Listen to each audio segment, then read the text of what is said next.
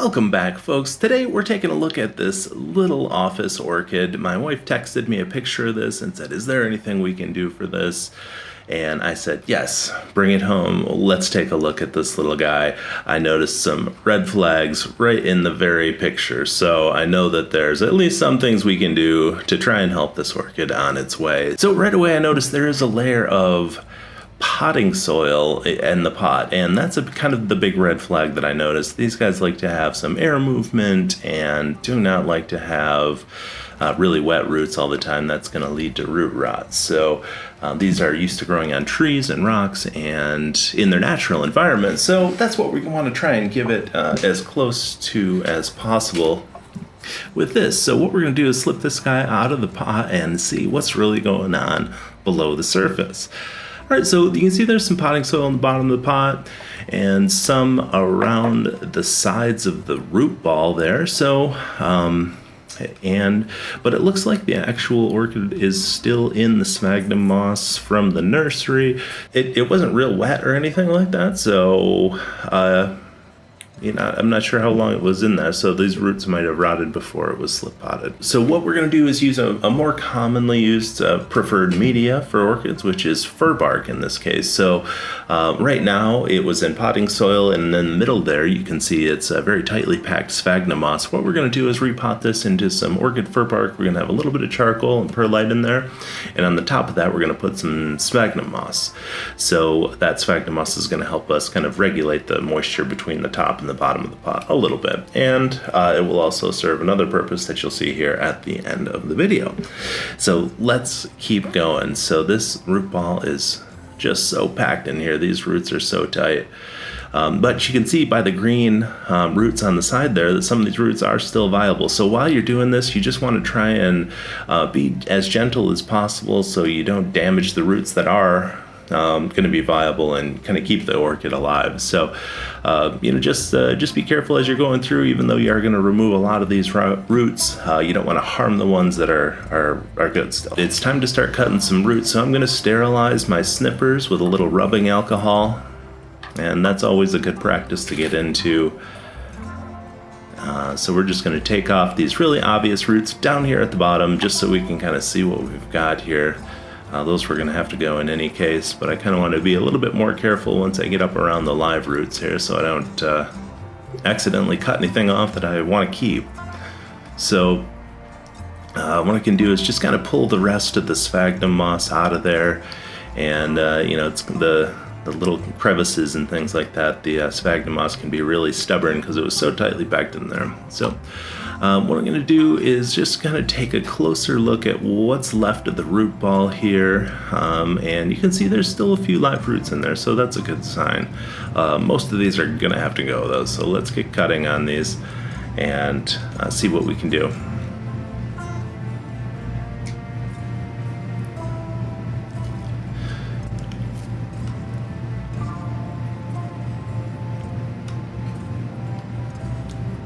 So hopefully I'll be able to get some updates on this little guy for you, and we'll see how he does in this new pot. I'm excited to see how this method of watering works out. It's not something I've tried in the past, but I don't see why it wouldn't work, so I think this will be just fine. So just making sure there's all the rot's gone. Now this leaf, you can tell it's kind of wrinkly and it's very flimsy, so what I'm just going to do is remove that now. It's going to fall off here very soon anyway. When they get like this, it's only a matter of time until it yellows up and kind of shrivels off. So that might as well get that off of there now. That's going to allow me to plant this a little bit deeper in the pot. So I'm just going to wash these roots off, try to get any of that potting soil and that sphagnum moss off there, and make sure that this is really well hydrated. I'm not going to water this the first day. I'm just going to cut the roots off, wash them off, and then sort of let it dry, let some of those cuts callus over, and then I'll water it the following day. And I will show you a demo of how to water this at the end of the video. I did timestamp that if you do want to skip ahead to see that. So what I have here is some some of this grid stuff that they use for like fluorescent lighting, and I'm going to use that to create a false bottom in the pot. Now this pot has no drainage hole. Now speaking of this pot, I just love this pot. It looks like a golf ball, and it's so cool. I kind of want to put a golf tee in there.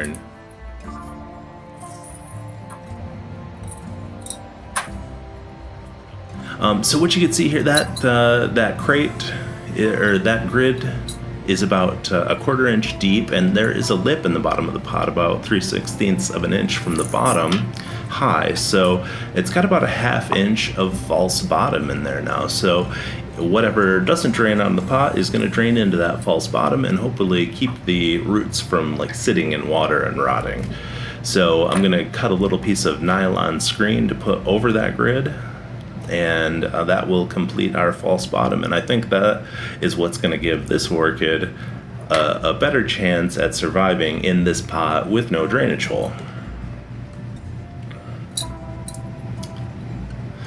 All right, so now that we got the false bottom in there, I'm gonna hydrate some sphagnum moss, and we're gonna use the sphagnum moss at the top, like I said, to kind of regulate the moisture at the top of the pot there. Now the sphagnum moss is gonna serve another purpose as well. So like I said, we are gonna transfer this into a fir bark media. Now when you're watering this, you might lose some fir bark chips down the sink, but in this case, if you've got a layer of sphagnum moss on the top, it can kind of filter that out. So especially when that sphagnum moss, it's wet, and then you kind of pack it down on the top and it dries, it really kind of binds together.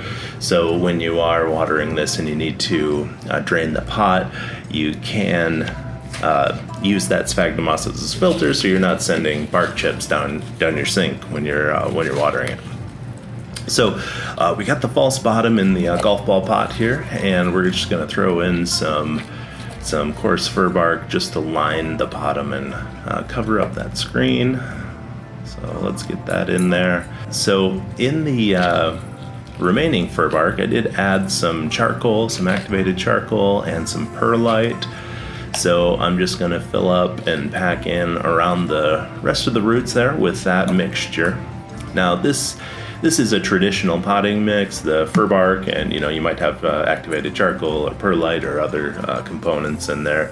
But coming up here, I am going to transfer some of my orchids into Leca, which is kind of like a hydroponic media, like clay pebbles, and I'm going to be transferring those into what they call semi-hydro. So hit that subscribe button if you'd like to see that and follow along. I think that's going to be a pretty interesting time, so check it out. So you can see now I'm adding that sphagnum moss in, and that is going to create a top layer, because in any pot, in any house plant, the top layer always dries out, and it can be bone dry on top, but there'll still be moisture at the bottom of the pot, and this is not going to be any different. So what we're trying to do with the sphagnum moss is keep moisture at the top of the pot for a little bit longer, so that we can sort of regulate that. All right, so I went up about 2/3 of the way to the top of the pot before I started using the sphagnum moss, and I'm only really kind of using sphagnum moss heavily on this very, very top layer. Now, of course, it is going to matter, the temperature, humidity, amount of light, like all these factors always go into it. So it's going to be on a location by location basis, the amount of kind of airflow that's in there. So you got to kind of play it by ear. I would say water this every other week like this to start. So that sphagnum moss will get really crispy when it dries out, but you want to wait until it gets really crispy. If it's at all spongy, don't water it, because if it's at all spongy, there's still moisture in it. And if there's moisture in that top layer, there is definitely moisture down at that bottom layer, since there's no aeration and kind of airflow down there. So you want to just make sure that gets nice and crispy, like let it get crispy and then maybe wait a couple of days. But like I would go a couple of weeks. So all right, so imagine you're at the faucet. Now you're just gonna fill this guy up right to the top. So just, get the sphagnum moss, all the sphagnum moss on the top really wet, and wait until you see that water level come right to the top of the pot. Now you can let this soak for a little while if you want to, but you don't have to. So what you can do is just fill it up right to the top like this, and then just dump it right out. Now that you can see that sphagnum moss is preventing any of the bark chips from coming out. Make sure you let this drain really well. The goal is to have as little water as possible drain into the false bottom. So you can see I'm letting it drain pretty well there. So that should be okay. And now we're just gonna dry it off and put it back into its spot.